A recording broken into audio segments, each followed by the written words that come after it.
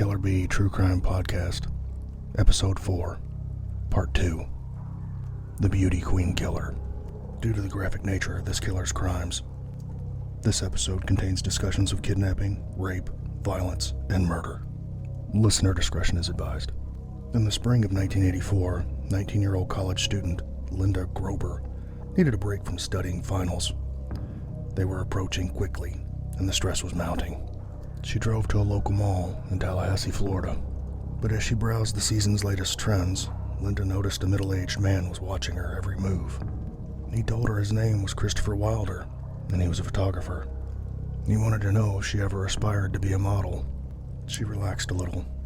He was just a solicitor looking for his next client, and she couldn't care less about modeling. Linda was a surf girl, never to be concerned with appearances. She laughed and told him no. Unfortunately, Wilder wouldn't take no for an answer. Instead of leaving to find another girl, he kept staring at Linda.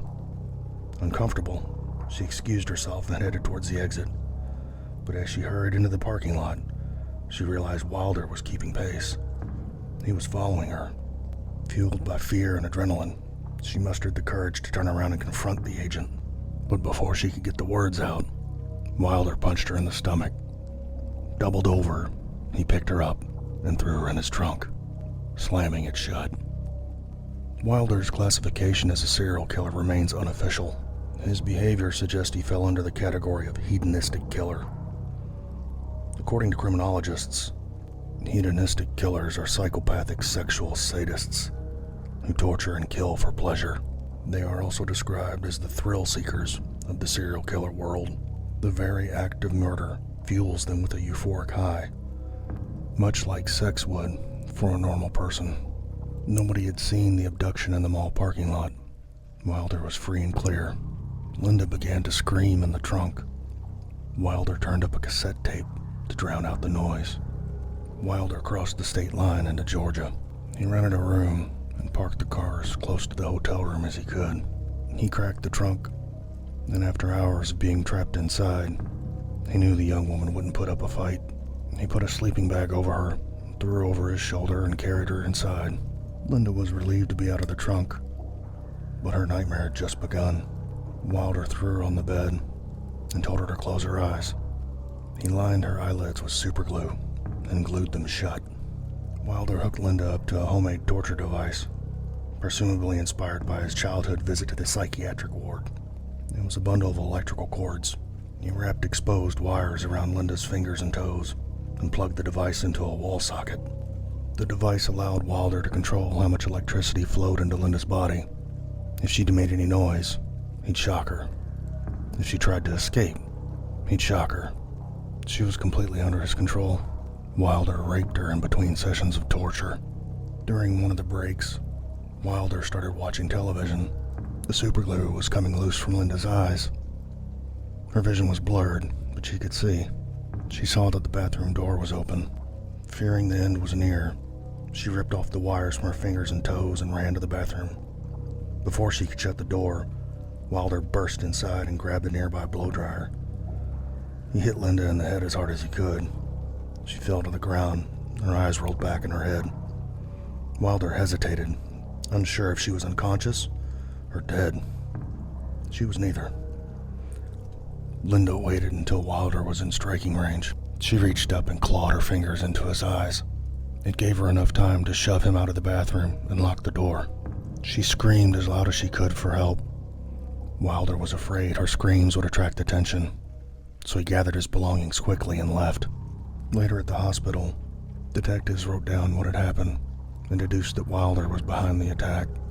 Because he had transported her across state lines, the FBI was called. They showed her a series of photos that may or may not be her attacker. She hesitated and pointed to Wilder. Author's note: this is called a photo lineup. It's almost always misrepresented in the media. Detectives will video record the encounter. It shows a jury there's no bias. Usually the detective showing the photos won't have anything to do with the case. You advise the witness, the photos you're showing, the person may or may not be in the photos. With the identification of Wilder, the FBI started a manhunt. Wilder, feeling the heat, fled west, driving the back roads of the Gulf Coast. Wilder assumed they probably knew what kind of car he was in, so he'd have to ditch it. On March 21st, the day after Linda escaped, Wilder pulled into the small town of Beaumont, Texas. There he cruised the parking lot of Lamar University, searching for a replacement vehicle. That was when an attractive 24-year-old nursing student, Terry Walden, caught his eye. Terry was married with 2 kids and lived in Beaumont all her life. Her friends and family knew her as a very careful person, not trusting of strangers, so it was no surprise when Wilder approached her. Her guard went up. Wilder pulled up to Terry. He told her that he liked her 1981 Mercury Cougar. When she didn't respond, he turned on the charm. He mentioned he was a modeling agent, and she was perfect for the job. Terry insisted she was not interested, but instead of leaving, Wilder inched closer. The encounter shook Terry up so badly that she immediately drove home and told her husband. He agreed that it was a close call, and he assured her that she was safe now. Unfortunately, he was wrong. 2 days later, on March 23rd, Wilder returned to his familiar hunting ground, the mall. Inside, witnesses remember seeing Wilder solicit numerous young girls, asking if they wanted to be models. All of them said no. Rejected, Wilder decided to try his luck elsewhere. But as he exited the mall, Wilder spotted Terry. After dropping her 4-year-old daughter off at daycare, Terry decided to do some shopping at the mall. Convinced that it was destiny, Wilder approached Terry and asked her if she'd changed her mind about the modeling. Again, Terry said no, but Wilder wouldn't be denied. He followed her out of the mall. As she started to get into her car, Wilder forced her into the passenger seat, and he himself got in behind the wheel. A few hours later, employees of the daycare notified Terry's husband that she'd not picked up their daughter. He immediately knew something was wrong. He called the police to report her missing. Meanwhile, Wilder headed west. He found an isolated area to park, and he stabbed Terry multiple times and threw her body into a canal. Evidence suggests that Wilder didn't abduct Terry for sexual gratification. Author's note: some serial killers and sex predators are age-specific. Terry was married, had kids, and was a little old for Wilder. She just wasn't his type. With the police just a few steps behind him, Wilder likely killed her just because he wanted her car. Wilder was on the road in Terry's car for 2 days. He drove north out of Texas into Oklahoma. Then, on March 25th, he resumed his hunt. He went to the Penn Square Mall in Oklahoma City. He approached 21-year-old Susan Logan as she looked around in a local department store. Unlike Terry and Linda, Susan had real aspirations of becoming a model. She was easy prey. He offered her $100 and told her to follow him out to his car. As they walked across the lot, Wilder bragged about all the other models he'd photographed. When they got close to his car, Wilder forced her inside. He tied her up, and they drove north into Kansas. There, he checked into a hotel room, where he tortured and raped her. The following morning, Wilder took her to a desert area near a town of Junction City. Under the shade of a cedar tree, he stabbed her to death. Meanwhile, back in Florida, the FBI had set up a field office to hunt Wilder down. Every cop in America was on the lookout for Terry's Mercury Cougar, but Wilder managed to avoid detection. Author's note: at the beginning of just about every shift, patrolmen get a list of all the stolen cars, especially if they're high profile. At least it was that way while I was a cop. On March 28th, Wilder pulled off the highway in Rifle, Colorado. He checked into a hotel using a stolen credit card. When the clerk processed the credit card payments at the end of the day, the stolen card sent up a red flag. The clerk was instructed to call the FBI. As dawn broke on the 29th, federal agents surrounded Wilder's hotel room, guns drawn. But when they stormed inside, the room was empty. Just by chance, Wilder had hit the road early that morning. It was a frustrating close call for the FBI, and all they could do now was wait for Wilder to strike again. And they didn't have to wait long. A few hours later, Wilder arrived in Mesa Mall in Grand Junction, Colorado. He lured 18-year-old Cheryl Bonventure to his car. She went willingly, blinded by Wilder's lies and her own aspirations of becoming a model. At this point, Wilder had had a lot of practice manipulating people. He used their own aspirations against them. He was sticking to the script because it was working. It's unclear what Wilder told Cheryl, but she went voluntarily. She agreed to leave town with him later that day. The two arrived at a sandwich shop in a small town 110 miles north of Grand Junction. A waitress later stated they appeared relaxed and friendly. She even said that Cheryl told her they were on the way to Las Vegas. For the next 2 days, they traveled together. Records indicate that they stayed together in hotels in Durango, Colorado, and Page, Arizona.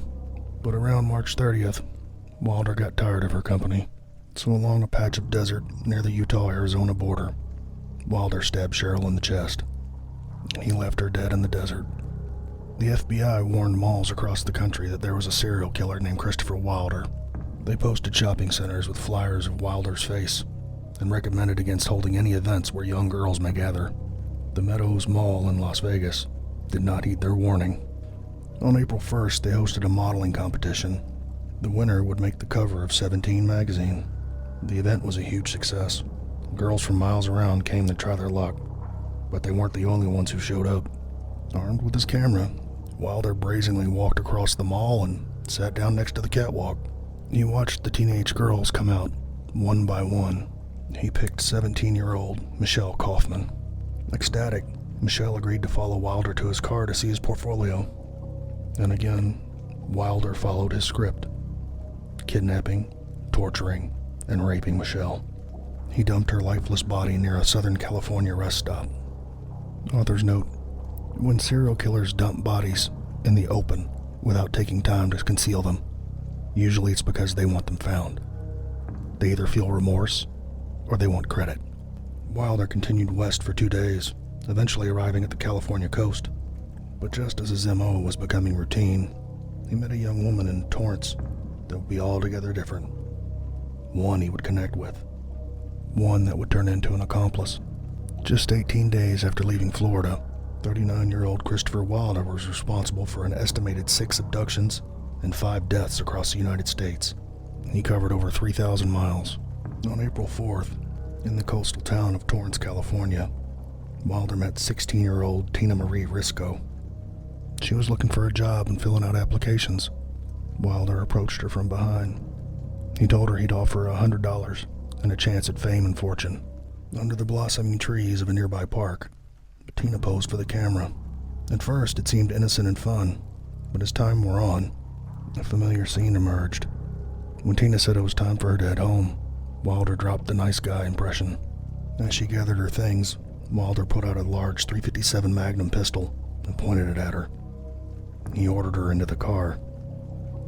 In fear for her life, she obeyed his every command for 2 hours. She sat silently as Wilder drove him down the coast to San Diego. There, he rented a cheap hotel room. Once inside, Wilder attached his makeshift electrical torture device to Tina's fingers and toes. Then he spent the next few hours shocking and raping her, over and over. Between these sessions of torture and rape, Wilder watched television. He saw a news bulletin. Christopher Wilder, now dubbed the Beauty Queen Killer. He was on the FBI's 10 most wanted list. Wilder assumed the police were looking for him, but he didn't expect to be connected to so many of the abductions so quickly. Wilder started to panic. He told Tina to help him pack his bags. Tina did what she was told. She felt like she had to help him. This is called Stockholm Syndrome. After victims are brutalized, any act of kindness is met with immense gratitude. They believe the person's going to let them live. The more Tina helped Wilder, the longer he kept her alive. They hit the open road and headed northeast. He had a friend in Canada where they could lay low until the authorities stopped looking for him. But they were a long way from the border, and Wilder had an itch to scratch. After 6 days on the road, Wilder's urges became stronger. He told Tina he'd let her go if she found him a replacement. For a week, Wilder kept the 16-year-old prisoner, frequently raping her and beating her. She was on the verge of a mental breakdown. She agreed to help him. On April 10th, Wilder and Tina went to the South Lake Mall in Maryville. Wilder settled on a 16-year-old girl with short dark hair, Donette Wilt. Like Tina, she was applying for jobs. Tina approached Donette with a friendly smile. She said she knew the perfect place to work. She waved Wilder over, pretending he was a manager at one of the stores. He said he had a spare application in his car and invited Donette to accompany them to get it. With Tina beside her, Donette felt safe enough to follow Wilder outside. Once they got to the car, instead of pulling out an application, Wilder pulled out a gun. He ordered Donette and Tina to get in the vehicle. Wilder drove the girls to a nearby hotel. Once inside, Tina realized Wilder was never going to keep his promise.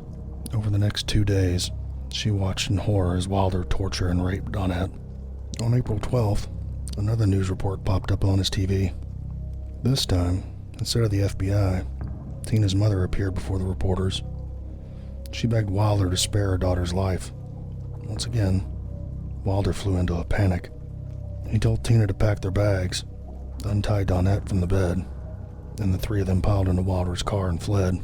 Wilder headed for the state line, crossing over into New York. To keep Donette under his control, he forced her to take sleeping pills. Wilder was desperate to stay free. In order to do that, he'd have to get rid of one of the girls. He found a back road that led deep into the woods. He parked his car and told Tina to stay put. He dragged Donette out of the car and told her to start marching into the woods. Even drugged, she knew she was going to die. Wilder pulled out his knife. She asked him to shoot her. She thought it would be quicker and less painful. But Wilder refused and stabbed her twice in the chest. He then ran back to his car, where Tina was still waiting. But as they drove away, Wilder was overcome with a feeling that Donette wasn't dead. He slammed the car into reverse and backed up to where he'd left her. To his suspicion, he was right. Instead of finding Donette's dead body, he saw a trail of blood leading away. Somehow, Donette had managed to escape. While struggling to stay conscious, she'd found a road and flagged down a passing trucker. Furious, Wilder got back in the car and sped off. It was only a matter of time before the FBI caught up to him. In order to cover his tracks, he told Tina they had to switch cars. Luckily for them, he knew just where to find one. Wilder and Tina arrived at Eastview Mall in Victor, New York. He drove slowly, scanning the lot. He saw a gold Pontiac Firebird pulling into the lot.